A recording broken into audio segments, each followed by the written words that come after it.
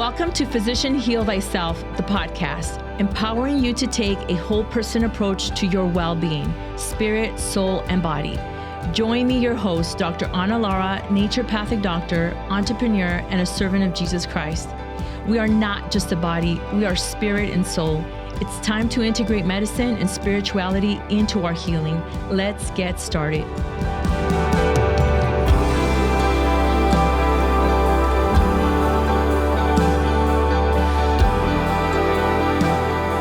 Welcome to Physician Heal Thyself, the podcast. I'm your host, Dr. Ana Lara. I have a guest joining me today as we're going to discuss a couple things as it relates to relationships and also illness. I want to first introduce my guest. She is a colleague of mine. Her name is Dr. Dellia Bernard, also known as Dr. Delia. She's a naturopathic doctor. She's a homeschooling mom of 5 children and the founder of Naturopathically Speaking and Rewritten Wellness. She's passionate about helping women uncover the hidden emotional stories behind illness so they can reclaim their health, confidence, and freedom. And through her coaching, workshops, and writing, she empowers women to rewrite their healing journey from the inside out. Please help me welcome Dr. Delia. Thank you for having me, Dr. Anna. It's a pleasure to have you here. I know it's been maybe a couple months that we started talking about this topic and how we can share this with our audience, because we both have been in practice for about the same time. And we both also have experience, helping women through chronic illness conditions. And when we get down to the bottom line of it, we start finding that there's like the relationships, whether it's relationship with themselves, their partners, family, parents, so forth, right? So give us a little bit of I know I went through the introduction, but what got you into this kind of work to begin with?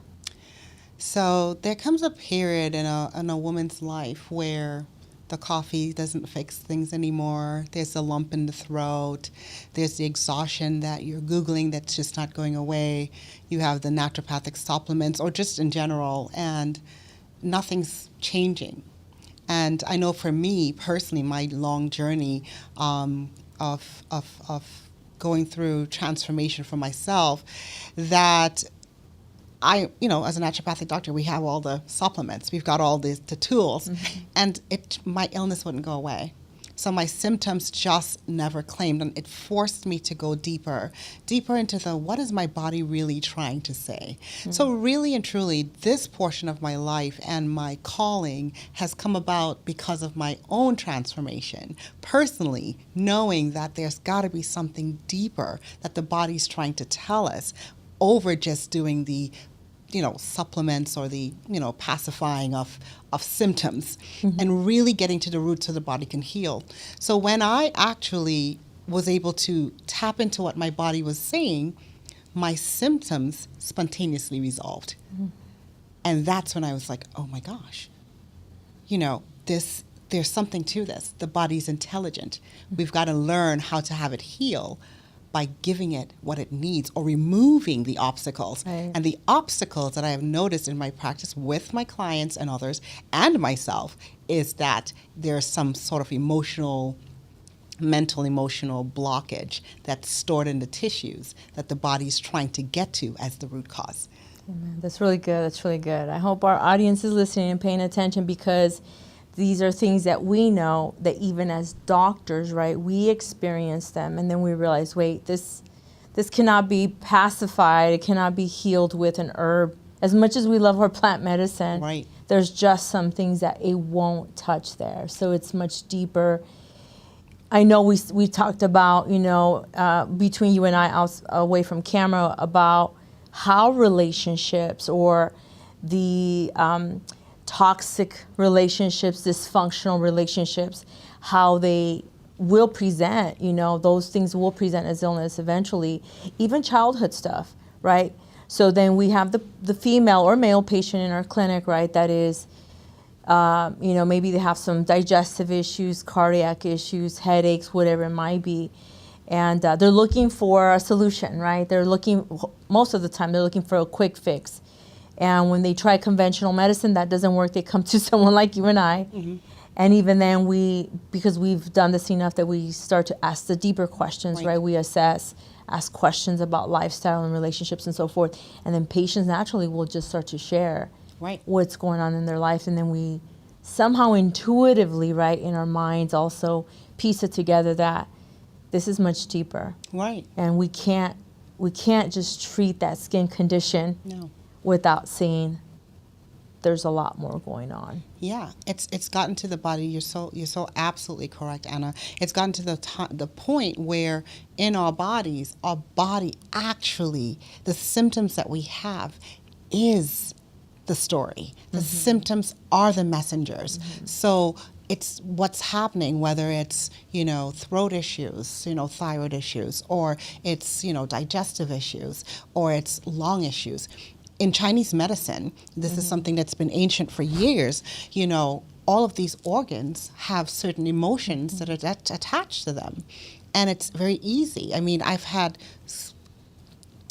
numerous amount of stories where you're actually able to tell the patient or the client, I would say, what their situation is or how did you know, just because the body really does tell that story.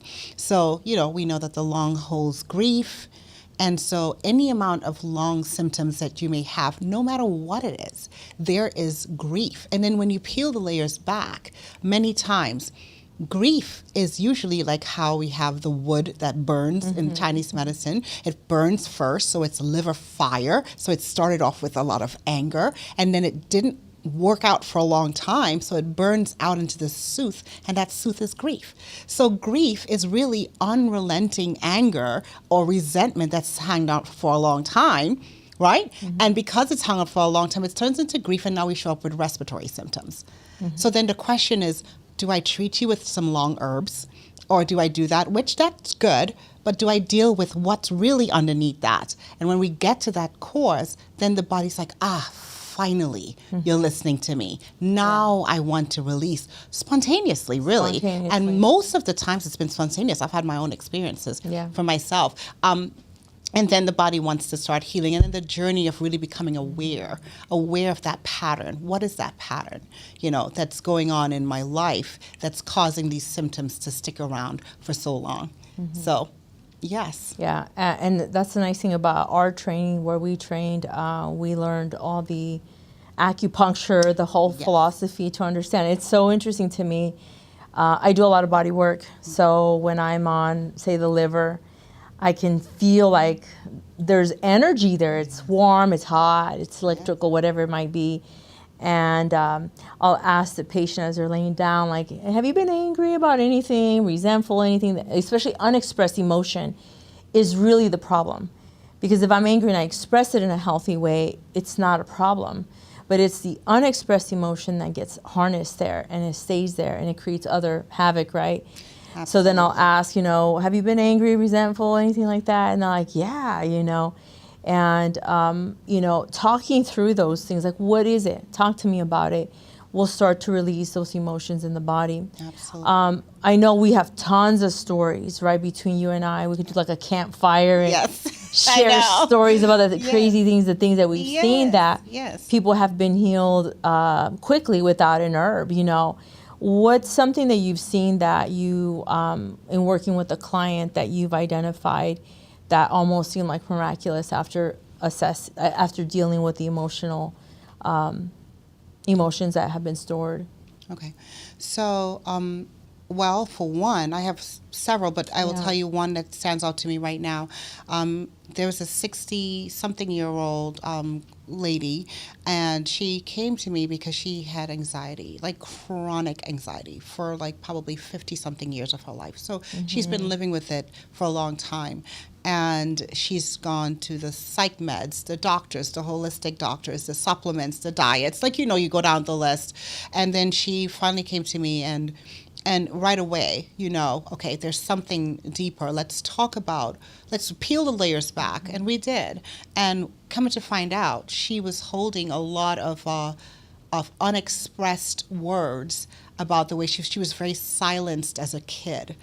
So, and she did have thyroid issues as well. But she's very silent, so she was never able to fully express what she felt. She was always taught that she was too much. It was too, so she always silenced it. And funny enough, she ended up marrying a partner who represented those very same patterns that she came from in childhood. So again, not even fully expressing herself caused her to live in this perpetual state of anxiety. Once we were able to peel the layers back and really deal with that, within a matter of 3 weeks, her 9.5 out of 10 symptoms of anxiety went down to like a 2 or 3. And it was just peeling the layers back of what that represented. Once she was able to tap into that. There was also something that got her anxious too. She dealt with death, and she didn't understand it when she was little. And so there was a lot of fear around death and the darkness and what that meant. So those things, again, peeling it back, stored in her body, stored in her tissues. The body keeps the score. Sure does. Right? But, she was able to kind of deal with that and come back to the ground. There's another one with my own self. For a very long time, I had my C2 spine would be locked. Locked to the point where I'm getting all these symptoms on my left side of my body. And specifically my face, I'm like, wow, I feel like the numbness, or not even numbness so much, but, just it feels like there's a lot of tightening going on. And I went to, this was my first time actually that got me here. I went in to see my holistic practitioner, holistic counselor, and he says, tell me about the relationship with your mom. And I said, well, she's wonderful, she's great, but really and truly, she was emotionally unavailable for us, not because she wanted to. She had her own circumstances that she dealt with. And as I peeled the layer back with that, my C2 spine unlocked itself for itself. And this is going through 7 years of medical school for me, going to the clinic labs and getting it corrected all the time. It would get corrected and it would go right back. And this time it spontaneously healed. It went away on its own once I addressed the issue. And for our audience to, for our listeners, for them to understand why especially all the work that I do with cranial, sacral, and neuromeningeal manipulation, the reason is that ultimately the body is always going to do everything to protect our brain, period. So physically speaking, right, it's always going to do everything to protect the brain, because if the brain is out, we're done. Right. We're in a coma. We're not responsive. Nothing can really fully function properly. So any trauma or any response to life that puts a stressor on the brain, the nervous system, it's always going to be protecting itself. And until the body feels safe to unfold and release, then things go back to the place they need to be. Absolutely. But we're going to get into a deeper part of our conversation, which is really the intention of our focus, because I'm kind of sick and tired of seeing this, Dr. Delia, and I know you are too. And I know you've dedicated a lot of your work now working with women who are facing these issues. And, through my own exploration, my own life as a woman, as a physician also, trying to understand, why do I see women more sick with chronic diseases like autoimmune conditions, hormonal issues? It's almost like it's always the same pattern. Everyone comes in, they've been married for X amount of years, they have children, they have given so much of themselves, and now they're run down. And it hurts my heart to see so many women still justifying this behavior, right? In a way, almost like saying this is healthy, this is acceptable in our culture, that women will overcommit themselves to everything and everyone, and then they're falling apart in their 40s. And right now we hear a lot of women whining and complaining about their perimenopausal state. And I'm not against that. I understand. But where are you changing the behavior? This is where I come in more as a drill sergeant and not as a loving, mother, to say you got to change. Right. Because if you're not changing anything in your relationships and the way you're living, you could throw all the hormones at it. It's not going to work. No, right? Absolutely. I've seen this enough times. Absolutely. We do the hormone replacement therapy. Yep. I still feel like crap. Yep. I've done all these natural things. I still feel like crap. Are you sleeping earlier? No. Right. Are you eating your protein? Well, what about those relationships? Have you said what you needed to say to your partner, right, to your children, to your mother, to whoever? Right. Well, no. Right. So you want a magic pill or a magic therapy to come in and help you.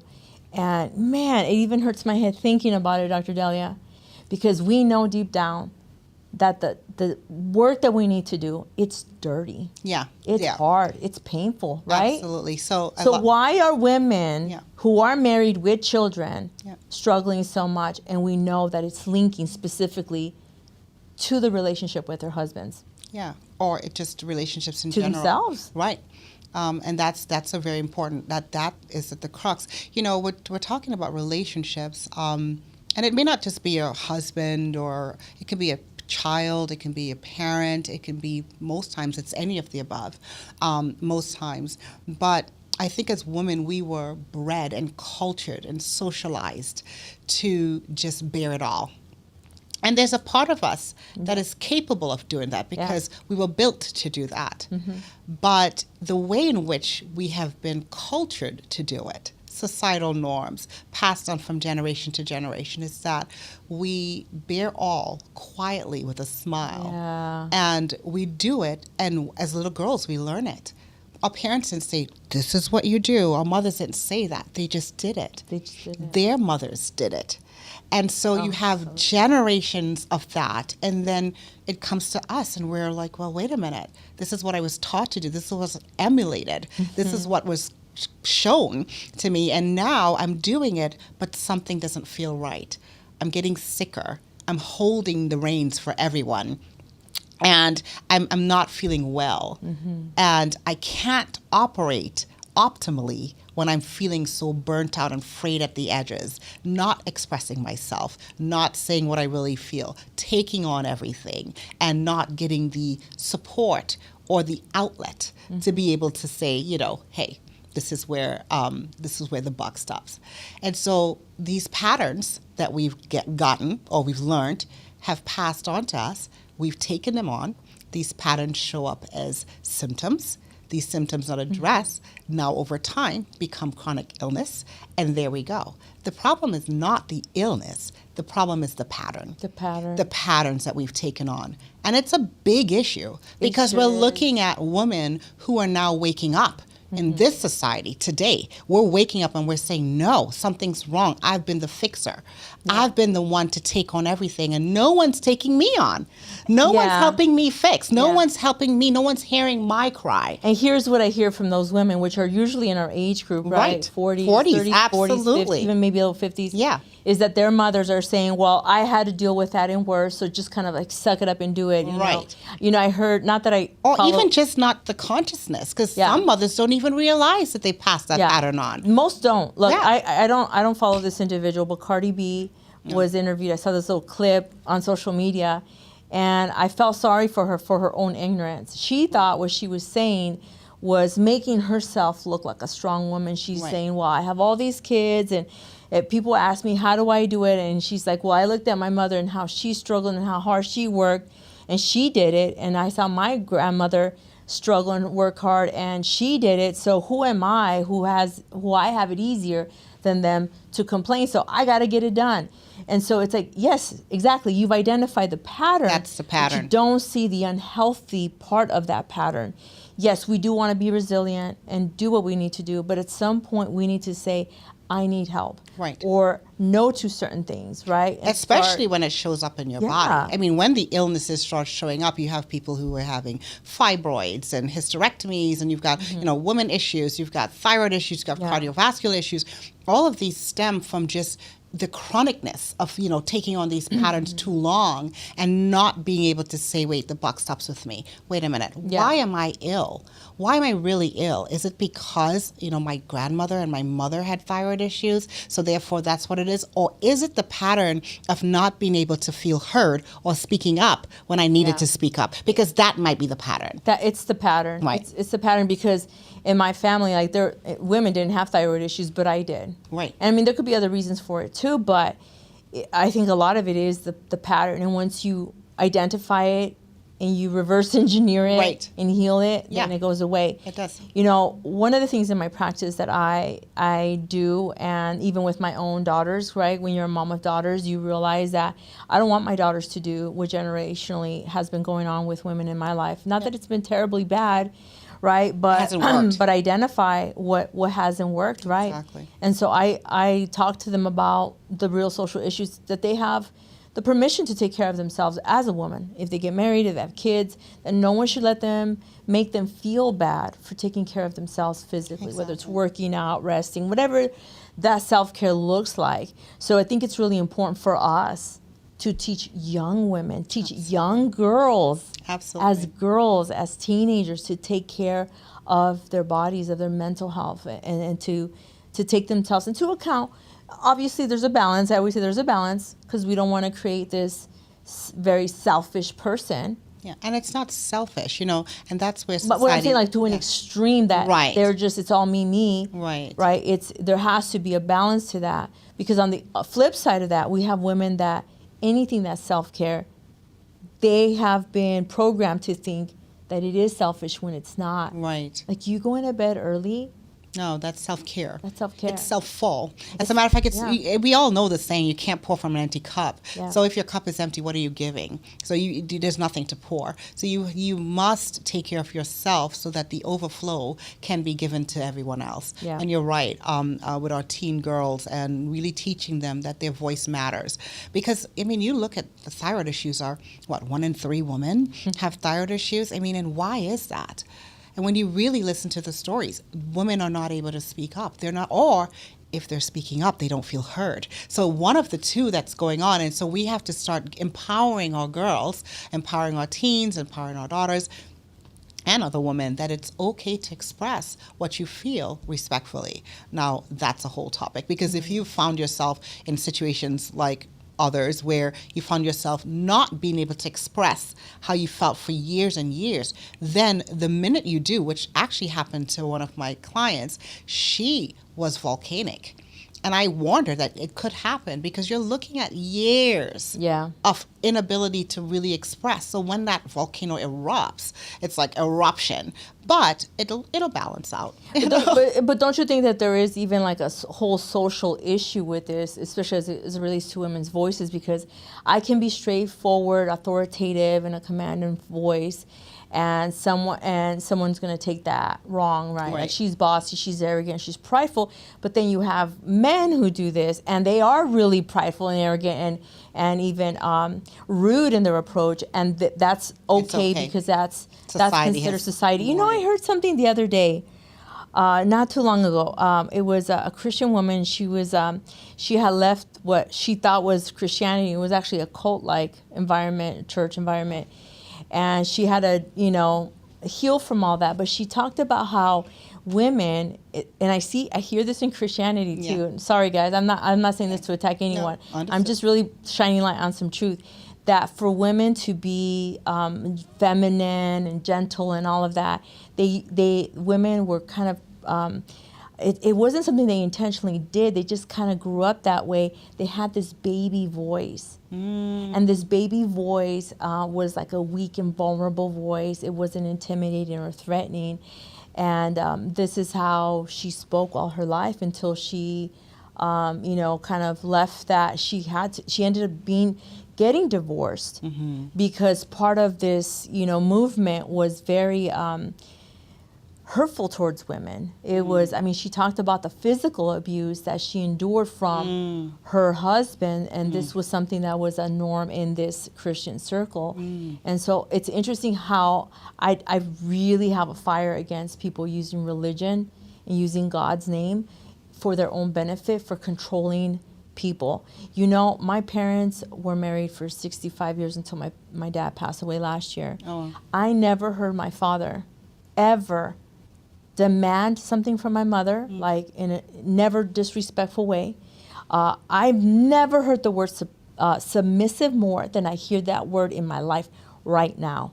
And my whole body just like feels sick to it, not because I have a problem submitting to God or that submission, but why do you have to say it all the time? I never heard my father say that. And he came from a culture that was very machista, to the point that he said, he used to share that it was not socially acceptable for a man to walk down the street with his children.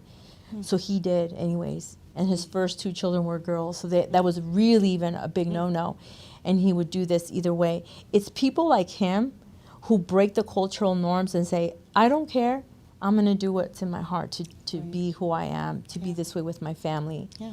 And that kind of a man, it makes it very easy to want to be submissive, right? Well, to want to be helpful, his helper, to be there.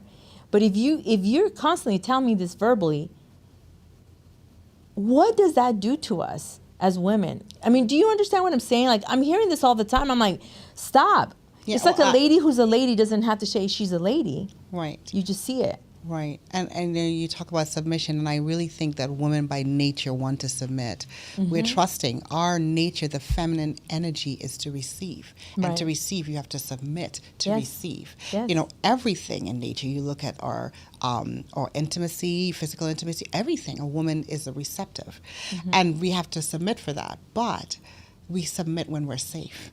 Right. So safety has to happen first. So if a masculine energy or the man or the male is bringing a lot of safety, physical, emotional, financial, in those ways, and he brings that, you will see the beauty of a woman blossom. Yes. She will submit. It wouldn't even be an issue. You would never even have to ask Right. because there's safety. And when she feels safe, then she can open up and the flower blossoms. So if you have to ask a woman to submit, you got to look at yourself and ask yourself, well, are you showing up in safety for her? Because I think by nature, women want to submit. You don't have to ask. That's true. You know what I mean? And we do that for each other as women. In all our relationships, we show up and we're the helpers. That's how God designed us to be. Right. Yeah. Yeah. Wow. What are some, let's see, we have a couple of minutes here still to go.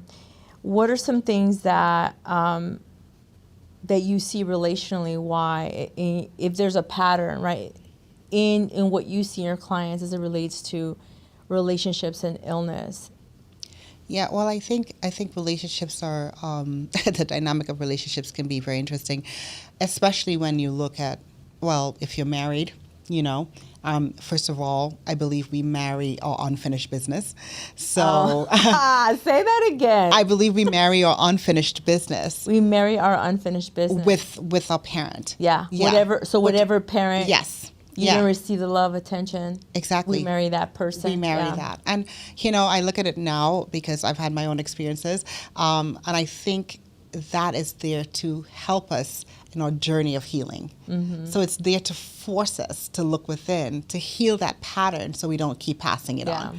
So, so, you know, whatever relationship you had, whether it was with the same gender parent or the opposite one, whether there was neglect or emotional abandonment or whatever you experience, abuse or whatever it is, you end up marrying that. And in marrying that, it's there to give you the mirror that that's something that you need to work on.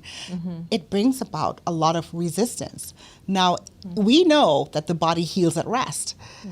It has to be in a parasympathetic state for it to heal.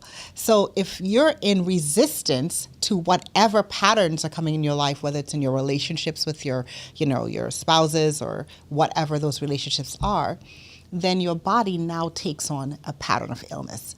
And it's bizarre because, well, it's not bizarre, it's just the way the body works. That pattern shows up in whatever the situation is that you have an affinity for. So whether it's, for me, it was a lot of muscle tension. For somebody else, it might be lung issues. Somebody else, it might be liver. Somebody else, it might be gastrointestinal or digestive, whatever. You know, they have that. But whatever it is that you have an affinity for, your symptoms are going to show up in that way. But it's because your body's in resistance. Many women have digestive issues because there's so much worry and stress around, am I doing it right? How do I get them to change? Blah, blah, blah, blah, blah. And you go on and on and on and on and on. But really and truly, you peel back the layers, and it's really not the person. They're the mirror. It's really the pattern that you've picked up from childhood that you never received that's forcing you back to yourself to show self-love. To learn how to love and accept those parts of you and heal those parts of you. For me, and I love my mom a lot, but for me, it was emotional abandonment. I got that. And so what did I end up doing? I ended up marrying a man who was emotionally unavailable. Lovely, wonderful man, but emotionally unavailable. And for years, I chased after what I couldn't get. And it was the little pattern, the little girl in me that was chasing after that showed up as illness in my body. When I was in medical school, I ended up getting vertigo. I was taking on so much. Why was I taking on so much? Homeschooling my children, breastfeeding, taking on 12 classes and 3 clinic shifts, and the whole 9. Well, guess what? For me, vertigo came on, and I had to take a year and a half out of school. Why did I take a year and a half out of school? Because that's how long it took for my body to heal. And in that moment, that's when the light bulb went off. What is this illness? I've been a relatively healthy person all my life. Why did this show up? Well, when you think of vertigo, everything's spinning. You have a sense of ungroundedness. Yeah. You're not, and that's exactly, I remember even saying one day, I feel like a machine. I'm not a human. Oh, wow. Yeah. And so exactly what happened was exactly what was going on. And that showed up as a blessing to tell me, you've got to slow down and you've got to ground yourself. Ground yourself in reality. What you're in isn't. You're trying to make it work up here, but your reality is showing you something different. It's time to start going within and heal the patterns that are keeping you stuck to something that hasn't been working for so long. Yeah. That's So, really good, yeah. Yeah, there's this in-depth teaching that I learned about, it's, the alignment within you, meaning your mind, your will, your emotions, so your soul, right? Your spirit, soul, body. When all of that is aligned, and you know who you are, there's a peace there. And so when you go into environments or situations that are not in alignment with you, your body, your physical body, your mind, your emotions will present like there's something off here, like a sensor. That energy. Something off here, right? Mm-hmm. And so that's so that we can identify that and learn to adapt to this environment. What do we need to do? It's our nervous system. Our nervous system saying you're safe, you're not safe. And if you're not safe, what do you need to do? Do you need to run? Do you need to fight? Do you need to stay still? What do you do?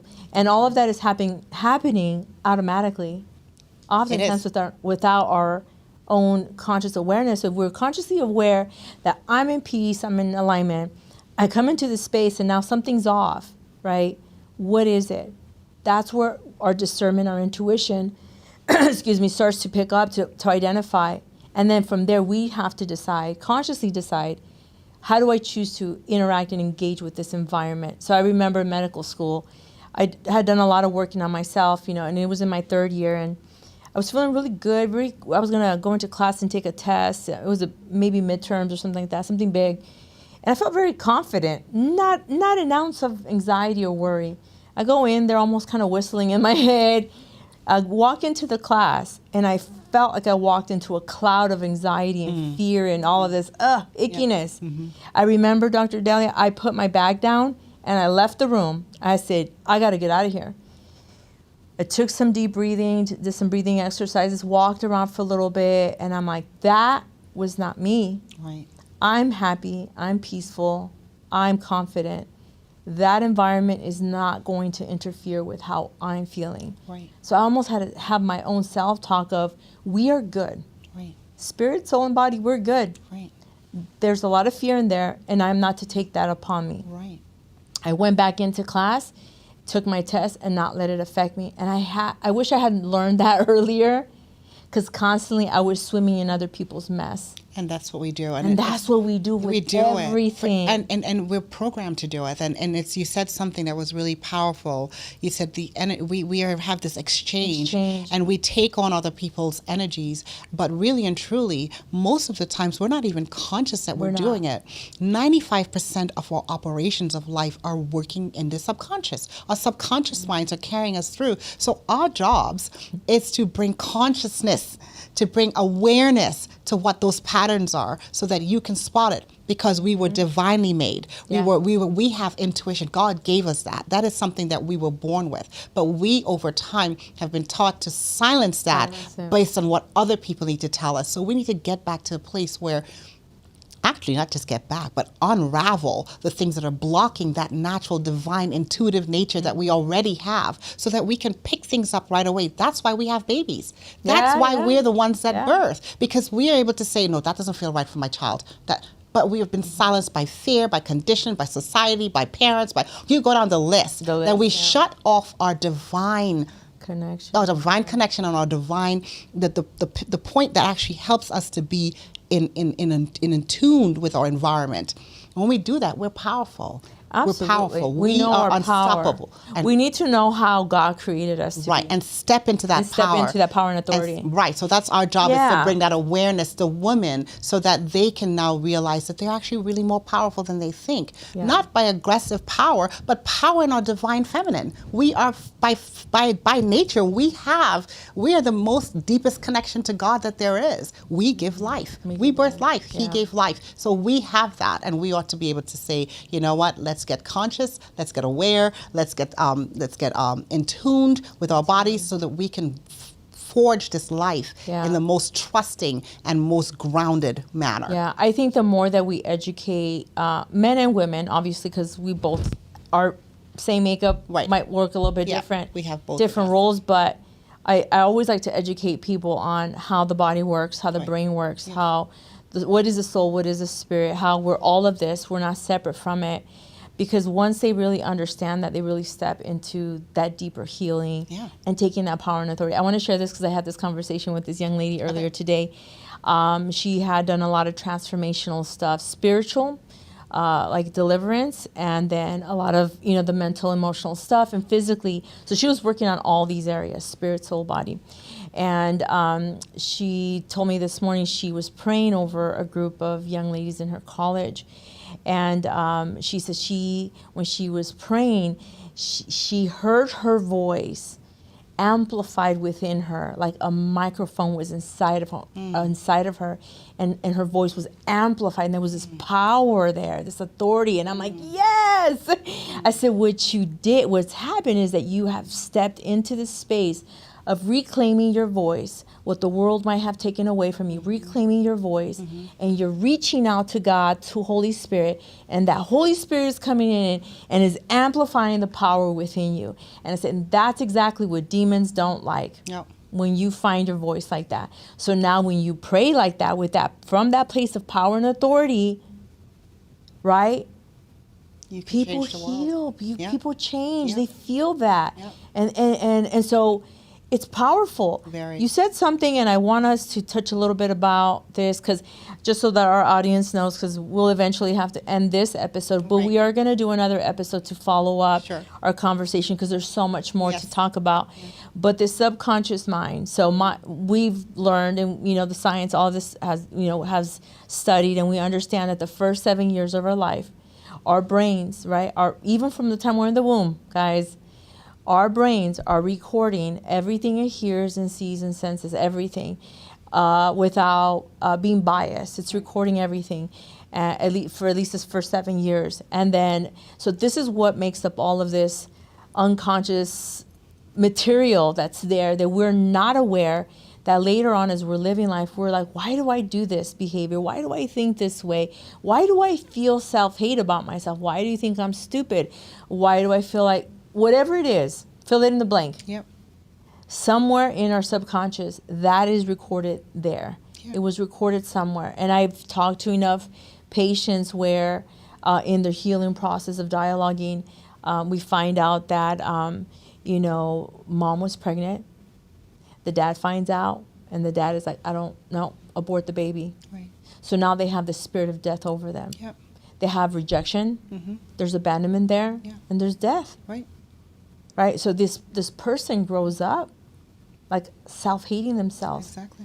And there's even if the father is in a relationship with them, there's a wall there between them, and sometimes a distance. Yeah, they're like, I don't understand why I feel this way against my dad. Right. He's a good person to me, but there's this block there. Like, I don't understand. And so when I tell them, find out what was going on in go talk to your mom. What was going on when she was pregnant with you? Yep. I did that. Right, and that comes up. Yep. And it's like, what? Yeah. Is it possible that when she was in her mother's womb, she felt all that? Of course. It is. We're linked by by our DNA. Absolutely. I think about all of my pregnancies, and you bring that up, and we'll probably have to do Yeah. this in part 2, but I really think about my pregnancies and every last one of our children, and this happens to every woman, really, if you pay attention, their personalities are showing you what they are. Oh, yeah. In every form and fashion in when the you're womb. pregnant with yeah, it. Yes. You can feel Yeah. every personality, even for me, down to the way when they came out, and I have 5, Yes. the way they breastfed, that was Yeah. the exact personality of their type. And my kids are now from teenage to 6, and they all have the very same personality, behavioral types that they were, the core that they were in their womb. Yeah. I agree with you on that. It's very interesting, and how I carried them. I had 3 of them in medical school. Yeah, you did. That's so You're crazy. A warrior. Oh my God! And so, the stresses that I went Yeah. through. I remember with my second, the stresses that I went through with her, and she's such a liver fire, just passionate, very full of energy type cow. But again, I look back and I'm like, that's how I carried you when I was in that place, and so forth with each child.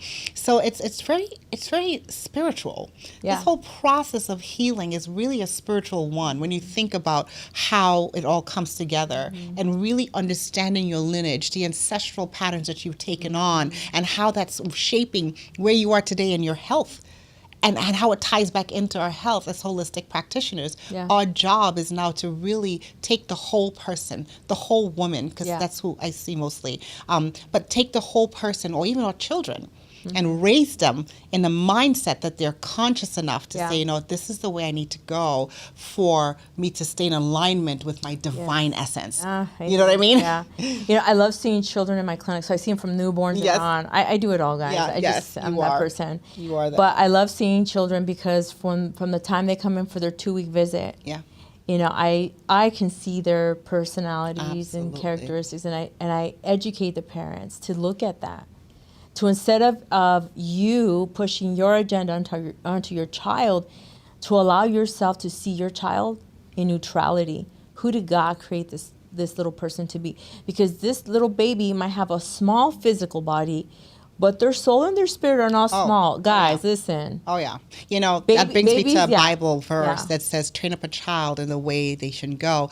And when they're old, they're not depart from it. We've taken that to think, well, we need to pour all these principles into our children. In some ways, we can help shape them. Well, but I believe what it actually means is train up a child in the way they are bent, the way their souls were coming here to visit. If you do that, they will not depart from what they were called to do. Well, here's the deal. I'm gonna close my laptop. Here's the deal: is that God created our spirit first. Yes.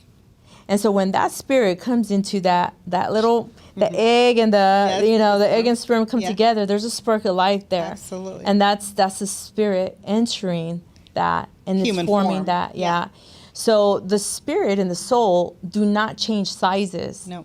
So that baby might be born and it might be 7 pounds and 19 inches in length, but the spirit and the soul are not small. This is why infinite. Babies, that you can feel the love. There's a light and love that comes out of them that takes up a whole room. Even their fragrance is beautiful right out the womb. We had a lot of natural births, so don't bathe my baby and all of that. Don't wash him with fragrances. And they exude this beautiful fragrance, and I believe it's a beautiful fragrance from heaven itself. It's divine. And so they're little, and that's what I want people to understand, is that you might have this little baby that's not communicating and all of that, but there is a spirit and soul there, and it's not small. It's equivalent to ours.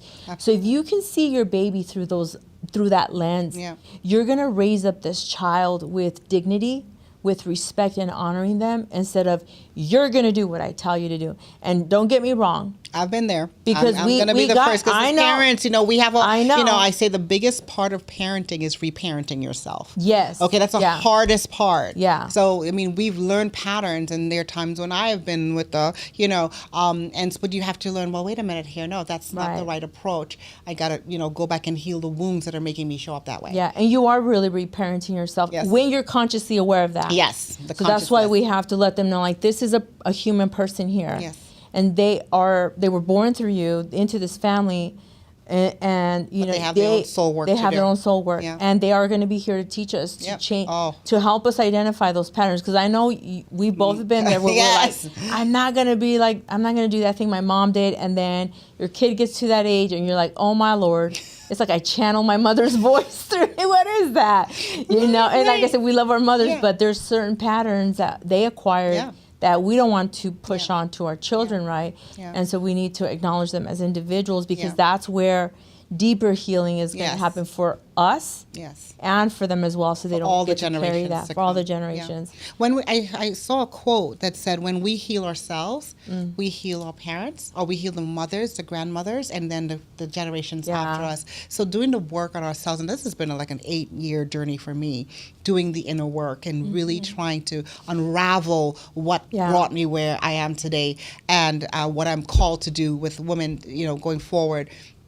But that inner work allows you to really step in and heal all those little parts of the wounds. And I believe children are our biggest teachers. Amen. They come here to teach us what we actually need to work on to become better, for sure. And that's where I think a lot of adults have a hard time, is to think that this little child, this little baby's going to Who are you to tell me what to do, right? But even Jesus said, you know, let the little ones come to me, you know.